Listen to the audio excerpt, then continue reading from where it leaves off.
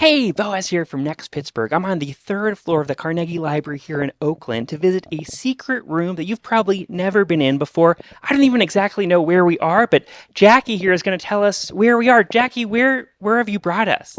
This is the Conservation, Preservation, and Access Lab of the Carnegie Library, Pittsburgh. And what is your title here? I'm a coordinator of the Conservation, Preservation, and Access Lab, or CP&A. 1999, the Carnegie Corporation of New York was 100 years old, and they granted $15 million to 22 large city libraries because of Carnegie's gifts to libraries, and we were one of the benefactors. So with our money, we decided to preserve Andrew Carnegie's legacy. Okay, Tara, so this is your side of the business, right? What is your position here? I'm a preservation librarian, and I do repairs and custom archival housing. And so what are some of these things in front of us? These are called case wrappers. And this is one that was kind of special that I just did. I was really excited about it, so I just wanted to show you guys. But this is the original, and it's very small. Oh gosh, it's like a Russian doll. It feels like you keep opening and it's smaller and smaller. It's very, very well protected. It's an annual report, the Young Men's Christian Association. And a lot of stuff's very brittle. Yeah. So that's why we don't want that to be handled. And then I made a use copy for it. This will be out in the Pennsylvania department. So this is what somebody can handle.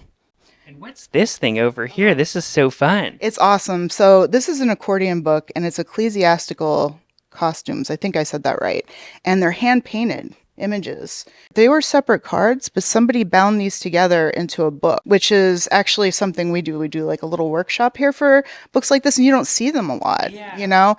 But this is in our special collections, and I want to clean it up a little bit, and I could show you what that means too. It's kind of like a little sponge bath. I mean that seems terrifying to try to clean a very old hand-painted thing. It's not, though. I mean, not for me anymore, thankfully, because that would be a horrible day every day. Because that's like the first thing that we do when we're preserving stuff is we remove the environmental pollutants from it, because this place, it's been around 130 years. The windows were open, soot came in. I have something called a soot sponge, and they actually use that in disaster response, like after fires and things like that, to remove the soot. Okay, and it's vulcanized rubber, which makes it like really flexible and strong. And what you do, you just very carefully, because with brittle items, you don't want to like go too hard because you can break it. You go very softly, and it picks that up really nicely. Wow. But this is really cool because this is cartoonists who make caricatures of themselves and then did caricatures of businessmen in the area.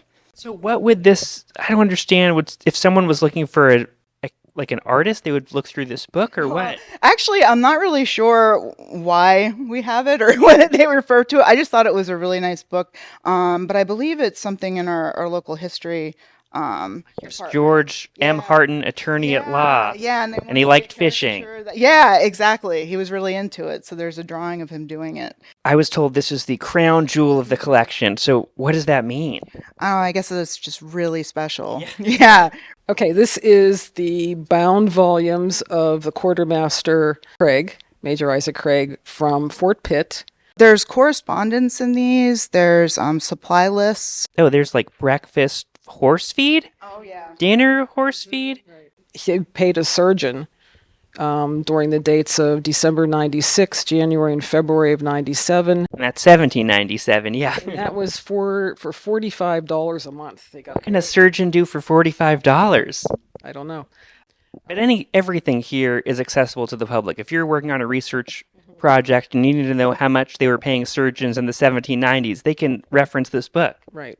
This is called the Oldstone Tavern Ledger. Okay. This is the only one that survived. This is letter N, so I'm assuming it was like an alphabet full of ledger books. So it's just like everyone's tab, sort of. Exactly. So the Oldstone Tavern is located at 434 Green Tree Road in West End, and in 2008, they were going to try to sell it. The city wanted to sell it. They found out we had this book. They came here, and this was proof that it was of historical landmark merit.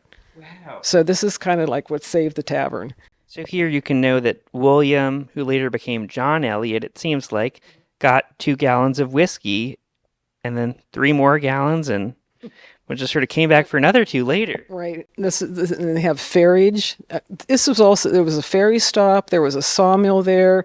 They sold dries. The funny thing is, David McCullough, who passed recently, he was here doing research and found one of his relatives, and he was hoping he didn't still owe the bar bill.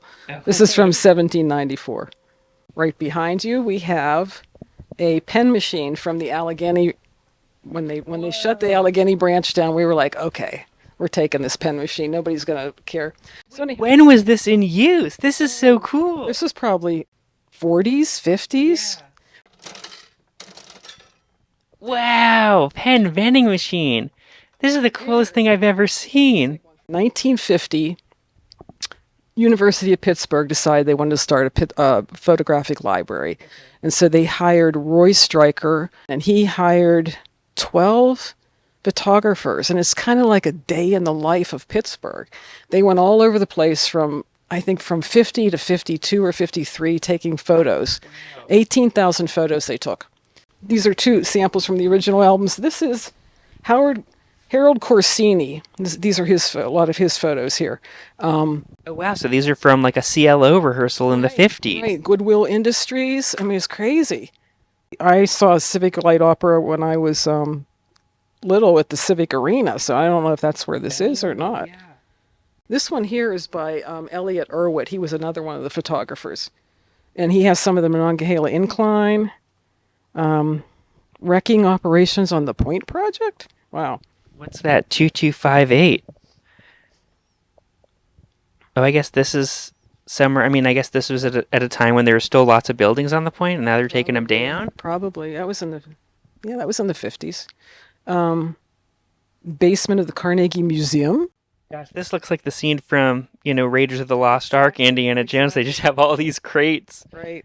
So we have like 18,000 of these, but then we have, I'd say like 57,000 prints and maybe 58,000 negatives, 5,000 of which are nitrates, which I will show you right back here. So this is a freezer. Yeah, 2 of them. They're full of nitrate negatives. I'm saying around 1850s, or they're the big cameras. This is what they used to put they didn't have film, so they put the big glass in, and they had the poof thing, and this is what they would make, glass negatives. And this is of Union Station from Grant Street. Gosh, thanks so much for the tour. This has been amazing. Oh, you're welcome. Well, there's so much information in this library, even more. I mean, you think about all the books, but you don't even think about all these other things. Right. I mean, slides and freezers. I definitely didn't think about that. Yes.